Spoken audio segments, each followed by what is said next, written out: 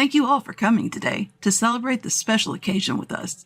Growing up, I didn't have a single happy memory because I was raised by a single mom.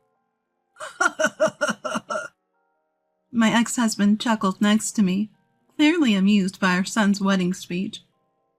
My son's wedding speech continues. My dad, whom I love dearly, was taken away from me. I was never told why my parents divorced. And no matter what I asked for, it was never bought for me. I don't want my future children to ever feel this way. And not wanting her to be a single mom was my ex-husband, the only one who applauded our son's speech about wanting to make his wife happy. Flashback to over a decade ago. I, Emily, chose to divorce my husband, Mason, due to his incessant cheating. Or rather, I had no other choice, because he had left me for another woman and hardly ever came back home. Our son Jackson, who was in elementary school at the time, was a daddy's boy, much to my dismay. Mason might have been a terrible husband, but he was a fantastic dad. He'd buy Jackson any toy he wanted and take him anywhere he wished to go. While I was relieved to be rid of a terrible husband, Jackson had to experience the loss of a fantastic dad, and our relationship became strained. Mason was never a big earner. Despite this, he dipped into our savings to shower gifts on his mistress and buy games for Jackson, leaving us with next to nothing after the divorce. He was estranged from his own parents, so he had almost no ability to pay alimony or child support, leaving me with very little. So I had no choice but to work full-time after the divorce. Working full-time meant I often picked up Jackson late from after-school care. He would complain, "I'm always the last one here because my mom can't come home early." "I'm sorry, Jackson. Mom is doing her best, so I need you to do your best too." "I don't want to. Why did Dad have to leave? I want to go live with him." Every time Jackson said this, all I could say was, "I'm sorry." Mason, who had once doted on Jackson, never fought for custody. He even said that Jackson would be a hindrance to his new life with his mistress. I couldn't bring myself to tell Jackson the selfishness of his dad, so I kept the reason for our divorce from him for years. Jackson, who had been spoiled by Mason, always wanted the latest trendy toys, but I couldn't afford to buy them all. I wasn't sure if it was because he liked Mason or because of how Mason raised him, but Jackson had a selfish streak. I wanted to teach him the value of patience. "Mom, I want this game. Buy it for me," Jackson would often say. "I'll get it for you on your birthday," I'd reply. Whenever I explained that I couldn't buy expensive things for no special reason, Jackson would pout and say, "Fine, Mom, I'll just ask Dad to get it for me." He'd always turn to Mason for indulgence. During their monthly visits, Jackson would ask Mason for all sorts of things, and Mason would oblige, leaving me frustrated. I was always the bad guy in this scenario. I messaged Mason, asking him to stop spoiling Jackson, but he ignored me. The man who never stopped cheating, despite my tears, wasn't going to stop just because I asked him to on WhatsApp. Jackson's rebellious phase was a nightmare. He'd go out at night, break school rules, and I lost count of how many times I had to apologize to his teachers. But as time passed, I found myself cherishing those difficult days, pouring love into raising Jackson. Eventually, Jackson became an adult and one day brought home his girlfriend, Charlotte. Charlotte was a junior colleague at my workplace. There were men at our office. They were mostly older. Charlotte often complained, "There's no one to date here." So I showed her a picture of Jackson and said, "If you're interested, I can introduce you to my son." She was surprisingly keen. Jackson also had a positive reaction to Charlotte's photo. I gave them each other's contact information and left it to them. Before I knew it, they were a couple and came to our house looking serious. I was a bit anxious as I served coffee to Charlotte and Jackson. The two of them coming to the house together like this could only mean one thing. They were thinking of getting married. My hunch was right. Jackson, looking a bit shy, said, Actually, we're thinking of getting married. There's a baby on the way, Charlotte added, smiling and rubbing her flat belly. I hadn't expected this, but I was thrilled. Oh, that's wonderful, I exclaimed, and we all celebrated by eating the cake I had prepared. Despite the challenges of raising a rebellious Jackson, I felt a sense of relief, as if my parenting journey had finally come to an end. Jackson and Charlotte wanted to have their wedding ceremony before her pregnancy became too apparent. Everything moved smoothly towards the wedding. A meeting of both families was quickly arranged, and we greeted Charlotte's parents. The meeting took place in a private room at a restaurant. Meeting Charlotte's parents for the first time, it was clear they were as warm and kind as she was. Charlotte talked about how her parents had raised her and introduced her own parents to everyone. When it was Charlotte's turn to introduce her parents, she said, mixing in some humor, "These are my wonderful parents. I hope they get along well with Miss Emily." Then it was my turn to be introduced. As I nervously wondered what would be said, Jackson pointed at me and simply said, "This is my mom." That's it. Charlotte and her parents looked stunned, but I was the most shocked of all. I had raised Jackson as a single mom, doing my best, and all he had to say was that? Feeling both sad and frustrated, I tried to lighten the mood. "I'm sorry, my son is a bit shy." Charlotte chimed in.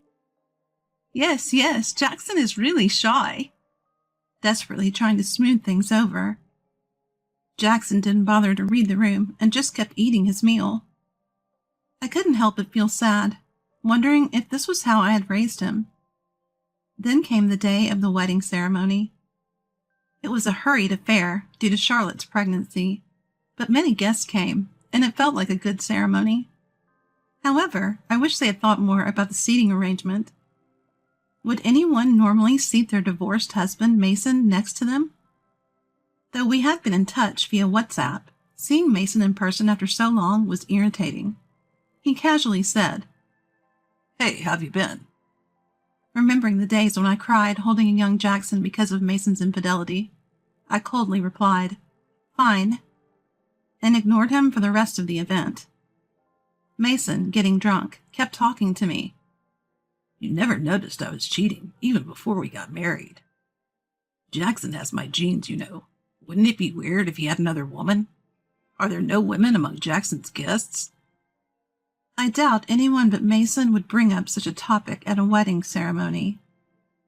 My irritation built up seeing Mason, red-faced and drunk, scanning the guests. But this was a celebration. For Jackson's sake, I held back my urge to yell. The ceremony proceeded without a hitch, and finally it was time for Jackson's speech. Both families stood near the exit as Jackson took a microphone from a staff member.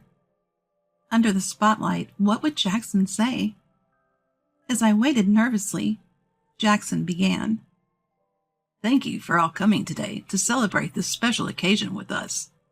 Growing up, I didn't have a single happy memory because I was raised by a single mom." "Excuse me?" I couldn't help but blurt out. As Mason chuckled next to me. Jackson continued his speech. "My dad, whom I loved dearly, was taken away from me. I was never told why my parents divorced, and no matter what I asked for, it was never bought for me. I don't want my future children to ever feel this way." Charlotte didn't want to be a single mom. The only person who applauded Jackson's speech about marrying her to ensure her happiness was Mason. The atmosphere in the room turned icy. I looked at Mason, who had entered my field of vision with a heavy heart. Mason was smirking, saying, "Yeah, well said." I felt a mix of anger and sadness for all that Jackson had done to me. Being disregarded during the family meeting, seated next to Mason during the wedding ceremony, and now being openly insulted. None of it was forgivable. Though I muttered to myself, "Brace yourself," as I was paralyzed by sadness and regret. The one who moved was Charlotte. Jackson's speech just now was a terrible mistake. Charlotte snatched the microphone from Jackson and pleaded desperately. Miss Emily, Jackson's mom, is an incredible woman.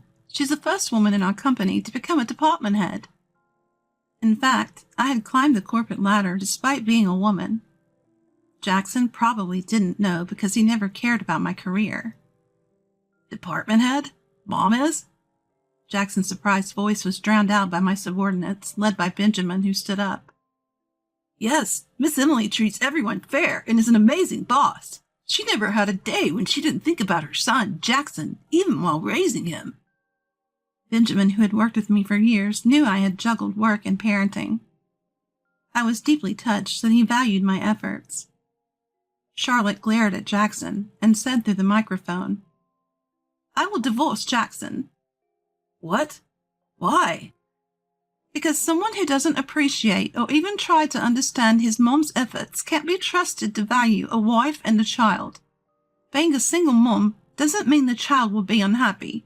That's just your misconception. I will return all the congratulatory gifts we received today. I apologize for the inconvenience after you've all come this way. Someone said, Well said. And applause followed. Jackson looked bewildered, his face pale, while Charlotte stood tall and looked stunning. Guests began to leave the wedding venue, and Mason had also disappeared. Left behind were just me and Charlotte's parents. Charlotte's dad was red-faced with anger. When I said, I apologize for Jackson, he kindly replied, You have nothing to apologize for. Charlotte said, Let's go. And we left the wedding venue. Jackson was left in the lobby shouting, Why is this happening? He looked pitiful and miserable. Charlotte and Jackson did end up divorcing. Jackson had already moved in with Charlotte and initially planned to return to my house, his childhood home. However, I had moved without telling him, leaving him without a place to go. A troubled Jackson called me. Mom, where are you? I can't just lose my childhood home like this. Jackson, have you ever had a happy moment being raised by me? If not, there's no point in living together now. I won't tell you where I am. Don't say that, Mom. Living alone is lonely. His voice sounded like he was about to cry. I wavered, but remembered his speech and decided we shouldn't live together. You loved Dad, right? Go live with Mason. It's better if you stay out of my life for your own happiness. Mom, wait. That speech was just a joke. I didn't raise a son who would make such a joke at a moment like that. Goodbye. Take care. After hanging up, I blocked Jackson's number. Cutting ties with my son was sad, but I felt somewhat relieved after all the terrible things he'd done to me. I heard from Mason that Jackson took my advice and visited him. Mason, who had just broken up with his girlfriend, welcomed Jackson. But two selfish people living together couldn't last long. Mason would get drunk every night and insult Jackson, leading to nightly arguments. Mason even borrowed money from Jackson's wallet and gambled it all away, causing Jackson to storm out. Mason said, I don't need a tight-fisted son like that. After all I bought for him, he makes a fuss over a little money. So it's unlikely Mason will help Jackson in the future. I don't know where he is now, but it seems he's truly alone. In contrast, I was enjoying my life. Charlotte often visited with her newborn, Ava. Please teach me how to be a single mom, Charlotte said. The first lesson is not to raise a selfish son like that, I replied, and Charlotte laughed. I think of Ava as adorable and Charlotte as a daughter. I've continued to interact with Charlotte's parents, and we've even gone on short trips together. Parenting is harder than I thought. You're amazing for doing it alone, Miss Emily, Charlotte often says. I simply reply, Thank you. without any false modesty. If I downplayed it, I'd be negating all the hard work I'd put in back then. The efforts that neither my husband nor my raised son acknowledged.